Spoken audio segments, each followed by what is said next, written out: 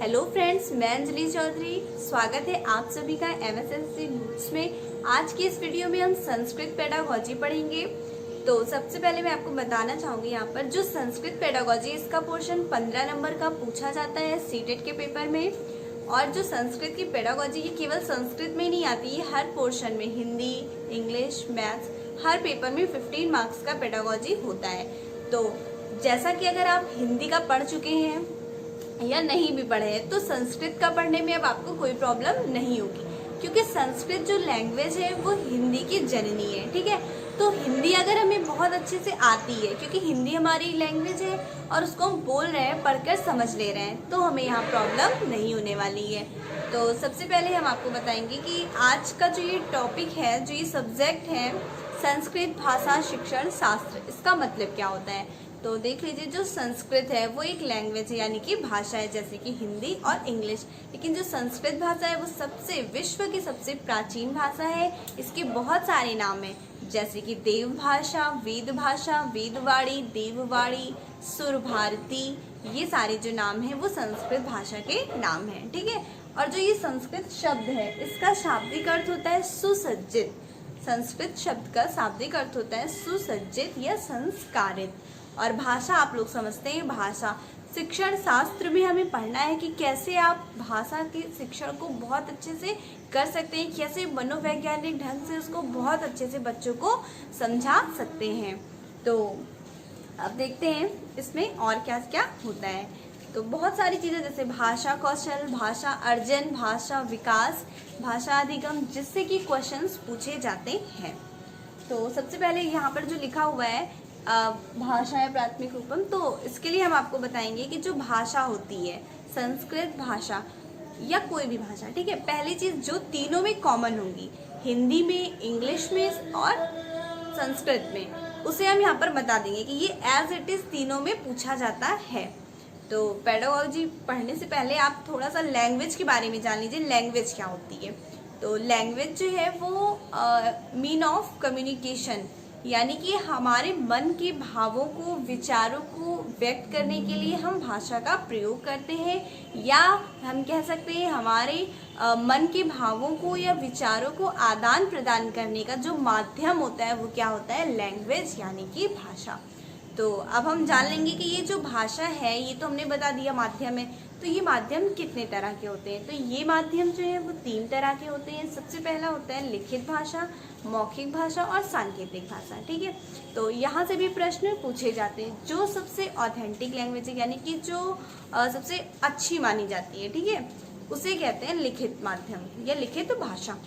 क्योंकि जो चीज़ आप लिख कर दे रहे हो फिर उसमें कोई प्रॉब्लम नहीं आएगी, वो एज इट इज समझ में आ जाना चाहिए, क्योंकि वो लिखा हुआ है सामने, तो उसमें कोई कंफ्यूजन क्रिएट नहीं होती। इसलिए लिखित भाषा को सबसे अच्छा माध्यम माना गया है। उसके बाद आता है मौखिक भाषा, यानी कि जो हम लोग बोलकर कम्युनिकेशन करते हैं, जो बोलकर अपने विचारों का आदान प्रदान करते हैं। फिर 3rd नंबर पे जो आता है वो होता है सांकेतिक भाषा, और यही चीज यहाँ पर लिखा हुआ है भाषाया प्राथमिक रूपम अस्ति। ये आपको क्वेश्चन में मिलेगा, आपको ऑप्शन यहाँ से पिक करना होगा, सांकेतिक भाषा या भाषाया। ठीक है, संकेत भाषाया या सांकेतिक भाषा। तो यही चीज है कि इस तरह से क्वेश्चन पूछे जाते हैं। फिर आपको हम ये भी इस वीडियो में बताएंगे कि किस टॉपिक से कौन कौन से क्वेश्चन पिछले साल पूछा गया है। तो आप देख लीजिए, फिर हमारा जो टॉपिक है वो है भाषा कौशल, यानी कि लैंग्वेज स्किल। ये हम लोग पढ़ चुके हुए हैं, बट फिर से देख लेते हैं। हिंदी में भी यही चीज है, इंग्लिश में भी यही चीज है। तो ये है क्या, लैंग्वेज स्किल्स, यानी कि एक ट्रिक है जिसे आप याद कर लीजिए, LSRW।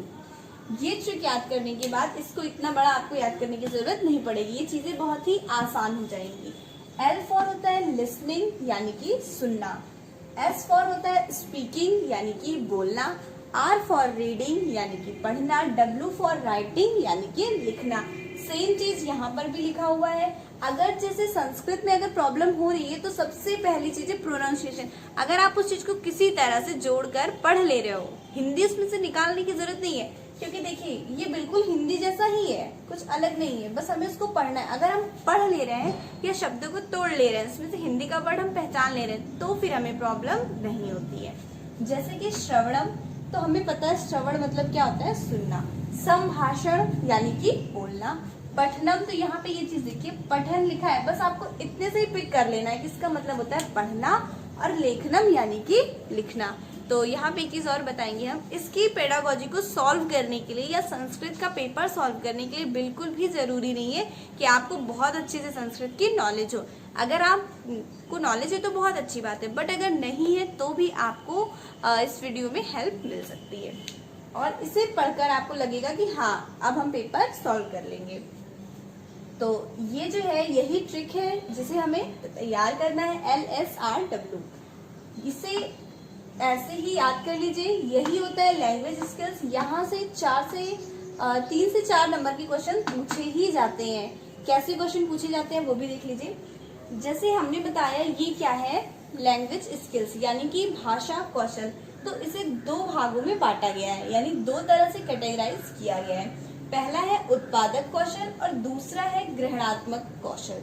उत्पादक का मतलब होता है प्रोड्यूस करना, इसे प्रोडक्टिव स्किल भी कहते हैं। ये सारा चीजें आपको एक बार पढ़ लेंगे, यही हिंदी में भी काम आएगा, यही इंग्लिश में भी काम आएगा और यही संस्कृत में भी काम आएगा। तो ये जो उत्पादक कौशल है ये है प्रोडक्टिव स्किल, और ये है ग्रहणात्मक कौशल यानी कि रिसेप्टिव स्किल। तो प्रोडक्टिव स्किल का मतलब क्या होता है, जब हम कुछ प्रोड्यूस कर रहे हो, ठीक है। तो इतने कौशल है, इसमें से हम किसमें कुछ अपनी ओर से दे रहे हैं। तो आप यही चीज समझिए यहाँ पर, संभाषण और लेखन।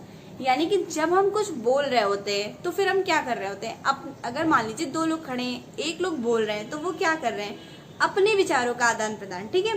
तो जो बोल रहा है वो अपनी अभिव्यक्ति कर रहा है, यानी कि वो कुछ प्रोड्यूस कर रहा है अपनी आवाज के थ्रू, या लिख रहा है तो भी वो कुछ प्रोड्यूस कर रहा है, फिर वो अपने विचारों को लिख रहा है, भावों को लिख रहा है, वो अलग बात है, ठीक है। तो ये जो 2 स्किल है इसे हम कहते हैं यहाँ पर उत्पादक कौशल। फिर आता है ग्रहणात्मक कौशल, यानी कि पढ़ना और सुनना। जब भी हम पढ़ रहे होते हैं या सुन रहे होते हैं तो फिर हम रिसीव कर रहे होते हैं, यानी कि कुछ हमें नया मिल रहा होता है, ना कि हम कुछ नया दे रहे होते हैं। तो अब ये चीज है कि इससे क्वेश्चन कैसे पूछा जाता है, तो 2019 यानी कि पिछले साल का ही ये सीटेट का क्वेश्चन है। तो देख लीजिए कैसे पूछा गया, श्रवणम पठनम च। तो कुछ भी नहीं करना है, आपको सिर्फ वर्ड पे ध्यान देना है, क्योंकि पूरा सेंटेंस पढ़कर अर्थ निकालना अगर आपको कठिन लगता है तो कोई बात नहीं, सिर्फ आपको वर्ड देखना है, श्रवणम पठनम च। यानी कि आपको समझ में आ रहा है कि सुनना और पढ़ना, ठीक है। सुनना और पढ़ना की बात हो रही है। तो आप इधर आएंगे, यहाँ पर आपको दिख रहा है कौशल है, यानी कि ये पूछ रहा है कि कौन सा कौशल है। सारे यहाँ पर कौशल है, आपने पढ़ रखा है कि सुनना और पढ़ना जो है ये ग्रहणात्मक कौशल होते हैं, ठीक है। सुनना और पढ़ना कौन सा कौशल है, तो ग्रहणात्मक कौशल है। यही आपका आंसर सही हो जाएगा। और आपको पता है अभिव्यक्तात्मक यानी कि उत्पादक कौशल, ठीक है, इसका नाम होता है प्रोडक्टिव रिसेप्टिव। आप जब इसका नाम समझ लेंगे तो ये सारी चीजें निकालेंगे। इस तरह से कौशल से हर साल क्वेश्चन पूछे ही जाते हैं। अब हम देखते हैं नेक्स्ट टॉपिक। अगर आपको किसी भी बच्चे में को नई भाषा सिखानी है, नई लैंग्वेज सिखानी है, तो सबसे पहली चीज जो होती है वो होती है उसकी अभिव्यक्ति। यानी कि अगर आप उसे क्लास में कुछ पढ़ा रहे हैं और आप उसे अपने मन के विचारों को व्यक्त करने का मौका नहीं देंगे तो फिर वो उस चीज को नहीं सीख पाएगा, क्योंकि जब तक वो उस चीज को बोलेगा ही नहीं, उसके मनोभाव प्रकट ही नहीं होंगे, तब तक ना ही उसकी समस्याएं आपके सामने आ पाएंगी, ना ही वो सीख पा रहा है या नहीं। तो इसलिए भाषा का विकास करने के लिए, भाषा को सिखाने के लिए बहुत ही आवश्यक है बालकों का सक्रिय भागीदारी या अभिव्यक्ति। जब तक वो अभिव्यक्ति नहीं करेंगे तब तक उन्हें नहीं पता चल पाएगा कि समझ आ रहा है या नहीं। दूसरी चीज होती है भाषा का प्रयोग। तो एक क्वेश्चन, तो इस टॉपिक से जो क्वेश्चन पूछे गए सीटेट में वो भी हम आपको बता रहे हैं। पिछले साल का क्वेश्चन, यहाँ से भी हर साल क्वेश्चन पूछे ही जाते हैं। कोई ऐसा नहीं है कि अलग से क्वेश्चन सीटेट में आता है, बिल्कुल भी नहीं। इस टॉपिक से क्वेश्चन पूछे जाते हैं। जैसे कि हमने आपको बताया भाषा कौशल से पूछे जाते हैं, वैसे इस टॉपिक से भी क्वेश्चन पूछे ही जाते हैं।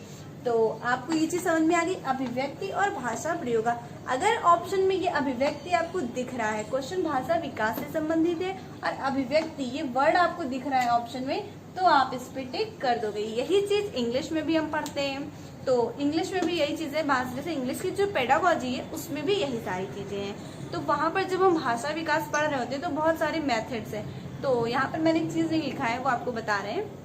वहां पर एक मेथड लिखा हुआ है बाइलिंगुअल मेथड इंग्लिश में, वो दिया था सीजे टॉटसन। उन्होंने कहा था कि जो बाइलिंगुअल मेथड होता है, यानी कि अगर आप अपनी मदर टंग के थ्रू कोई दूसरी लैंग्वेज सिखा रहे हैं तो बच्चे बहुत ही आसानी से सीख जाते हैं। तो जो भाषा का विकास है उसके लिए अभिव्यक्ति, भाषा प्रयोग और वैसे ही जरूरी है मातृभाषा का प्रयोग। तो अब हम बात करते हैं क्वेश्चंस की, क्वेश्चंस कैसे पूछे जाते हैं। तो ये देखिए, पठन समय किम आवश्यकतम, यानी कि अगर बच्चा पढ़ रहा है तो उसे उस वक्त किस चीज की आवश्यकता है, यानी पढ़ते समय सबसे महत्वपूर्ण क्या है। तो पाठस्य अर्थम बोल, यहाँ पे आपको अर्थ वर्ड दिखते ही समझ जाना चाहिए कि यही आंसर सही होगा, क्योंकि पाठ पढ़ने के, जहाँ भी पढ़ने का जिक्र होता है वहां पर यही होता है कि अगर बच्चा कुछ पढ़ रहा है तो उस चीज को समझे कि मैं क्या पढ़ रहा हूँ। यही हमारी कोशिश होती है, एक शिक्षक की कोशिश होती है। तो ये आंसर आप टिक कर देंगे। फिर आता है सूक्ष्म पेशीय कौशलम, यानी कि सूक्ष्म पेशीय, यानी कि आपका जो सूक्ष्म पेशी की उंगलियों को कहते हैं। तो ऐसा कौन सा कौशल है जो सूक्ष्म पेशी है, यानी कि लेखन। आप लिखने में उंगलियों की सहायता लेते हैं, तो यहाँ पर लेखन हो गया। अब हम बात करते हैं भाषा विकास से, जो क्वेश्चन पिछले साल 2019 में पूछा गया था सीटेट में। ये देखिए, प्राथमिक स्तरे बालस्य भाषा विकासार्थम सर्वतो महत्वपूर्णम अस्ति, यानी कि प्राथमिक स्तर पे भाषा विकास के लिए सबसे महत्वपूर्ण इसमें से क्या है। तो ऑप्शन जब भी हम टिक कर रहे होते हैं तो हमारे पास 4 ऑप्शन होते हैं। पहला मेथड होता है कि अगर आपको आंसर आता है तो आप चारों ऑप्शन पढ़िए, जो सही लगे उस पर टिक कर दीजिए। बट अगर नहीं आता है तो आप क्या करेंगे, एलिमिनेट करिए उसमें से, यानी कि ये नहीं हो सकता, ये नहीं हो सकता, तो फिर बचता क्या है और उसको कंपेयर करके आप आंसर निकाल सकते हो। तो वही चीज यहाँ पर हम देखते हैं। तो इन्होंने कहा कि क्वेश्चन आपने पढ़ लिया, अब ऑप्शन देखते हैं। भाषाया पाठ्य पुस्तकम, यानी कि अगर आपको प्राथमिक स्तर पे छोटे बच्चों को भाषा सिखाना है तो आप डायरेक्टली उन्हें बुक नहीं दे सकते हैं, तो ये ऑप्शन आपका गलत हो जाएगा। फिर है बालस्य आकलम, तुरंत बालक का आकलन नहीं होने लगेगा क्योंकि अभी तो उसने सीखा ही नहीं है भाषा, ठीक है। और एक चीज और हम आपको बता दें, देखिए संस्कृत बिल्कुल भी टफ है, बट यहाँ पे बिल्कुल भी टफ नहीं है आपके लिए, क्योंकि आप इसको समझ रहे हो कैसे। इसमें से हिंदी देखो, भाषा पाठ्य पुस्तकम, वही चीज तो लिखी है, पाठ्य पुस्तक, यानी कि देखिए प्राथमिक स्तरे, यानी कि प्राथमिक स्तर पर, बालस्य यानी कि बालक, भाषा विकास, सारी चीजें लिखी हुई है। वर्ड से आप बहुत अच्छे से समझ सकते हैं क्योंकि ये हिंदी जैसा ही है, क्योंकि हिंदी से निकली हुई है, ठीक है। तो ये चीजें बहुत ही क्लियरली आपको समझ में आना चाहिए। फिर है व्याकरण से ज्ञान, प्राथमिक स्तर पे आप बच्चों को व्याकरण का ज्ञान नहीं लेने लगेंगे। फिर आता है भाषा समृद्धम वातावरणम, यानी कि अगर आपको कोई लैंग्वेज सिखानी है प्राथमिक स्तर पे तो आप उस भाषा से समृद्ध, यानी कि उस भाषा का वातावरण बनाइए। जैसे कि अगर 4 लोग उस लैंग्वेज को बोल रहे हैं तो बच्चा अपने आप सीख जाता है। वही चीज आपको करना है, क्लास में भाषा को सिखाते समय आपको वैसे ही लैंग्वेज बोलना है और बच्चों से बुलवाना भी है। तो इससे क्या होगा, उसे एक वातावरण मिलेगा जिससे वो अपने विचारों की अभिव्यक्ति कर पाएगा और वो भाषा को बहुत अच्छे से सीख पाएगा। तो अब देखते हैं नेक्स्ट टॉपिक। अब हम देखेंगे भाषा अधिग्रहण या भाषा अर्जन के बारे में, यानी बच्चा जो भाषा को अधिग्रहण कर रहा है, यानी अर्जित कर रहा है, वो कहाँ से कर रहा है, ठीक है। तो सबसे पहली चीज होता है जो उसका परिवार होता है, यानी कि जो उसका समाज होता है, तो उससे बालक अपनी भाषा सीखता है, ठीक है। तो और उसके अलावा क्या क्या वर्ड्स हो सकते हैं जो ऑप्शन में आपको मिल सकते हैं, वो सारे वर्ड्स आप देख लीजिए। जैसे कि भाषा अधिग्रहण या भाषा अर्जन की बात की जा रही है तो परिवार, समाज, अनुकरोति यानी कि अनुकरण करके बालक सीखता है, अनौपचारिकता है यानी कि भाषा जो वो सीख रहा है वो अनौपचारिक है। अनौपचारिक एक ऐसी प्रक्रिया है जिसमें टाइम, क्लासेस कुछ भी निश्चित नहीं होती, जैसे कि इसका एग्जाम्पल है कि बालक अपने घर से जो लैंग्वेज सीख रहा है। फिर है मातृभाषा या मातृभाषा, तो मातृभाषा की सहायता से भी नई भाषाएं सीखी जा सकती है, बल्कि सीखना आसान भी होता है। सहज स्वाभाविक, भाषा सीखने की जो प्रक्रिया है वो सहज और स्वाभाविक होती है। तो इस टॉपिक से केवल ये वर्ड्स अगर याद हो जाएंगे तो हम इसके क्वेश्चन सॉल्व कर सकते हैं। फिर आता है जो सीटेट का पिछले साल क्वेश्चन पूछा गया था वो हम देख लेते हैं। व्यापकम पठनम छात्राणाम रुचि वर्धयति। यानी कि यहाँ से एक चीज हम पहले आपको बता दें, जब भी पेडागोजी के क्वेश्चन आप सॉल्व कर रहे होते हैं तो आपको दो चीजें अपने माइंड में रखना होता है। पहला ये कि आप कुछ भी पढ़ा रहे हो, बालक जो है उसकी सक्रिय भागीदारी होनी चाहिए। दूसरी चीज, अगर आप बालक की मनोवैज्ञानिक दिशाओं के विपरीत पढ़ा रहे हो तो बालक नहीं पढ़ेगा। आपको ऐसा पढ़ाना है जिसमें बालक की जो रुचि है, जो इंटरेस्ट है वो बढ़ता जाए। ये दो पॉइंट हमेशा याद रखना है कि जब भी आप बालक को पढ़ा रहे हैं तो पहली चीज कि आप उसको ऐसी चीजें पढ़ाओ जिससे उसका इंटरेस्ट बढ़े। ठीक है, इंटरेस्टिंग वे में उसको पढ़ाओ। आप जो टीचिंग स्किल यूज कर रहे हो, जो टीचिंग मेथड यूज कर रहे हो, जो फॉर्मूला यूज कर रहे हो, उसको ऐसा होना चाहिए कि बालक का जो इंटरेस्ट है वो बढ़े और बालक एक्टिव रहे, यानी कि सक्रिय रहे और उसकी सक्रिय भागीदारी भी रहे क्लास में। तो अब इस क्वेश्चन को हम देखते हैं। देखिए, अब मान लीजिए ये क्वेश्चन लिखा हुआ है, आपको संस्कृत टफ लग रही है तो आप इसमें हिंदी वर्ड ढूंढ लो। जैसे कि ये लिखा हुआ है व्यापकम पठनम छात्राणाम रुचि वर्धयति, यानी कि बालक की रुचि, यहाँ पर आप देखिए छात्र है, रुचि है, यानी कि इंटरेस्ट की बात की जा रही है। तो वर्धयति यानी कि बढ़ना, तो उसके इंटरेस्ट से रिलेटेड क्वेश्चन पूछा जा रहा है तो आप उसके सारे ऑप्शन पढ़ेंगे। कविता संपाठे, तो कविता तो बालक तब पढ़ेगा ना जब उसको संस्कृत आ रही होती है। दूसरा है आनंदार्थम पाठस्य पठने, यानी कि एक ऐसा पाठ पढ़ने से उसकी रुचि जो है वो बढ़ेगी जिसमें उसे आनंद मिल रहा है। तो यही आप आंसर अपना टिक कर दोगे। रुचि आपको दिखा, आनंद दिखा, आपको यही करना है। बस जो कठिन से कठिन चैप्टर भी उसको ऐसे ढंग से पढ़ाना है कि जो बालक का इंटरेस्ट है वो बढ़े और उसे बहुत अच्छे से समझ में आ जाए, वो एक्टिव रहे क्लास में, रिस्पॉन्स करे। इतना सफिशिएंट होता है एक बालक को समझाने के लिए। ठीक है, तो वही चीजें रुचि के लिए, अगर आप उसको बोरिंग पढ़ा रहे हो जिसमें उसे आनंद नहीं मिल रहा है तो फिर वो नहीं सीख पाएगा और हो सकता है वो नींद में सोने भी लगे क्लास में। तो हमें यही कोशिश करनी है कि बालक की सक्रिय भागीदारी हो और उसके इंटरेस्ट को पूरी तरह से ध्यान में रखकर पढ़ाना है। जैसे कि अगर कोई कठिन चीज पढ़ा रहे हो तो आप खेलकूद मेथड से पढ़ाओ या कोई अलग मेथड अप्लाई करो, बट आपको इंटरेस्टिंग वे ही चूज करना है। तो अब देखते हैं next topic, most important topic है। यहाँ से क्वेश्चन पूछे ही जाते हैं। यहाँ से क्वेश्चन सिर्फ संस्कृत में नहीं बल्कि साइकोलॉजी में भी पूछे जाते हैं। तो ये है भाषा के विकार, यानी कि ये कोई मानसिक विकार नहीं है बल्कि बच्चों में कुछ दोष हो जाते हैं। कुछ विकार का मतलब ही दोष होता है, हो जाते हैं जिसे कुछ प्रैक्टिस से सुधारा जा सकता है। आपको एक मूवी याद होगी तारे ज़मीं पर, उसमें जो बच्चा होता है वो यही दिखाया जाता है कि वो पढ़ नहीं पा रहा है बट कोई उस पर ध्यान नहीं देता है। अगर थोड़ी सी कोशिश की जाए तो उसके उस विकार को दूर किया जा सकता है। तो बिल्कुल यही चीज होता भी है। तो ये विकार बहुत सारे होते हैं बट जो संस्कृत में पूछा जाता है वो ये तीन होता है, डिसलेक्सिया, डिसग्राफिया और डिसकैल्कुलिया। यही तीन मोस्ट इम्पोर्टेंट है जो कि पूछा ही जाता है और ये हर बार सीटेट में हर साल 1 नंबर 2 नंबर पूछा जरूर जाता है। तो डिसलेक्सिया का मतलब क्या होता है? डिसलेक्सिया यानी कि पठन संबंधी विकार, ये आपको याद करना पड़ेगा। डिसलेक्सिया यानी कि पढ़ने में अक्षमता। अगर बालक को कुछ पढ़ने में अक्षमता है, यानी कि वो देख रहा है, बिल्कुल एग्जैक्टली देख पा रहा है बट उसे पढ़ नहीं पा रहा है, वो वर्ड्स में, लेटर्स में अंतर नहीं कर पा रहा है, तो उसे क्या होगा? डिसलेक्सिया। फिर आता है डिसग्राफिया। ग्राफिया यानी कि ग्राफ से आपको समझ में आ रहा है कि कुछ लिखने की बात की जा रही है, तो बिल्कुल ग्राफिया का मतलब होता है अगर बालक को पढ़ ले रहा है बट उसे लिखने में प्रॉब्लम हो रही तो उसे क्या होगा? डिसग्राफिया। डिसकैल्कुलिया यानी कि उसे कैलकुलेशन में प्रॉब्लम हो रही हो, यानी कि गणना में। कैलकुलिया वर्ड से आप निकाल सकते हैं कैलकुलेशन। जब भी कोई वर्ड आपके सामने आता है तो अगर हम उस वर्ड को 2 बार पढ़ते हैं और उससे मीनिंग निकालने की कोशिश करते हैं तो हमें समझ में आने लगता है कि वो क्या कह रहा है। तो अब हम देखेंगे इसे कैसे कैसे क्वेश्चंस बन सकते हैं और कौन से क्वेश्चन पूछे गए हैं। तो ये देखिए, ये सारे क्वेश्चंस, ये सीटेट का क्वेश्चन है, ऐसे ही पूछा गया है पिछले साल। तो ये डिसलेक्सिया इति अस्ति, आपको इति अस्ति से कोई भी मतलब नहीं, आपने जैसे ही देखा डिसलेक्सिया, अगर यहाँ पर जो ये अस्ति लिखा है ये ना के सेंस में होता, नास्ति या नास्ति या ना अस्ति, ठीक है, तो आप फिर ना वाला वर्ड देखकर आप ऑप्शन टिक कर सकते हैं। लेकिन अगर ना नहीं है, यहाँ पर कहीं भी ना का यूज नहीं है, तो डायरेक्टली आपसे पूछा गया है डिसलेक्सिया के बारे में। अब आप देखेंगे गणित विकार, तो आपको पता चलेगा ये नहीं है। पठन संबंधी विकार है, यानी कि डिसलेक्सिया का मतलब होता है पठन संबंधी विकार। यही ऑप्शन आपका राइट हो जाएगा।